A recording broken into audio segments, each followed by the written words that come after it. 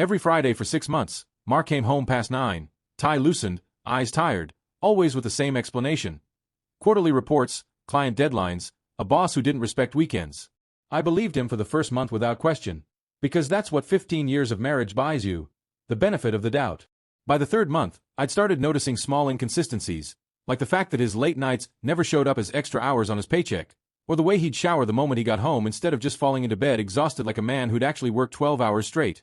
I asked him about it once, carefully, over dinner on a Tuesday when Fridays felt far enough away to discuss safely.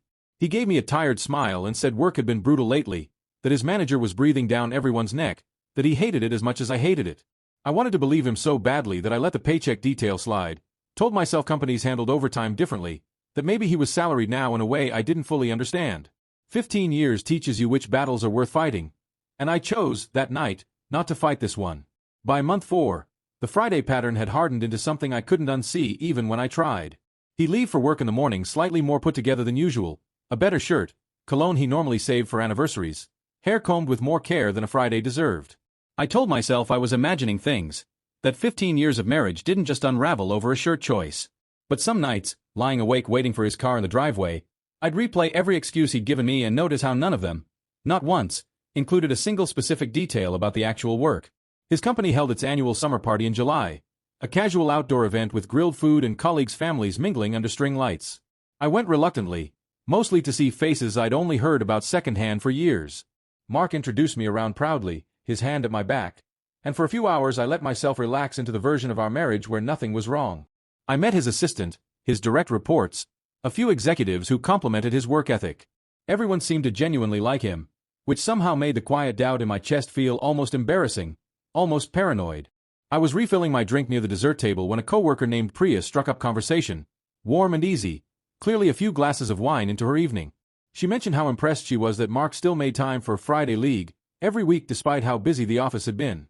I asked, genuinely confused, what Friday League meant, assuming it was some internal work program I hadn't heard about. Priya laughed and said it like it was obvious. His recreational volleyball league downtown, the one he apparently never missed, rain or shine, every single Friday for as long as she could remember. The ground didn't exactly fall away, but something in my chest went very still, very cold, very quiet. I smiled at Priya, said something non-committal, and excused myself to find the restroom before my face gave anything away. I locked the door, sat on the closed toilet lid, and let 6 months of accepted excuses collapse into a single humiliating realization. There had been no quarterly reports, no brutal manager, no 12-hour Fridays.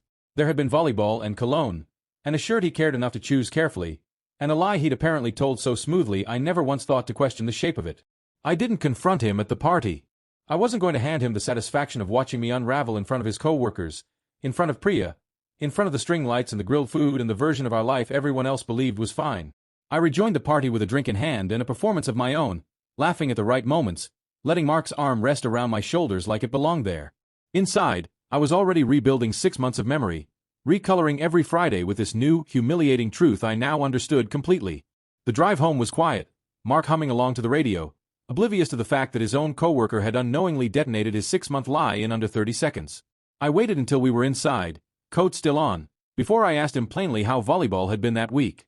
I watched the color drain from his face in real time, watched him search for a lie fast enough to cover the one that had just been exposed, and find nothing. Silence sat between us longer than I expected, until he finally admitted it, quietly, like a man who'd known this moment was always coming.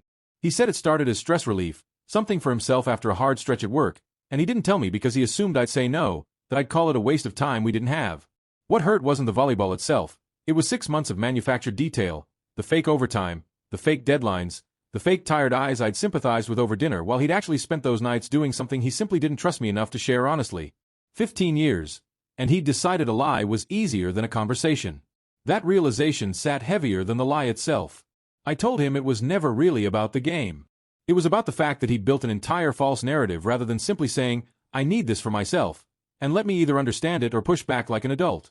Trust isn't broken by hobbies. It's broken by the elaborate architecture people build to hide harmless things, because that same architecture works just as well for harmful ones. I asked him what else, over 15 years, had been quietly rewritten for my comfort. He didn't have an answer, and the silence that followed told me everything the truth hadn't yet. We're still working through it, slowly, in a marriage that now runs on transparency instead of assumption.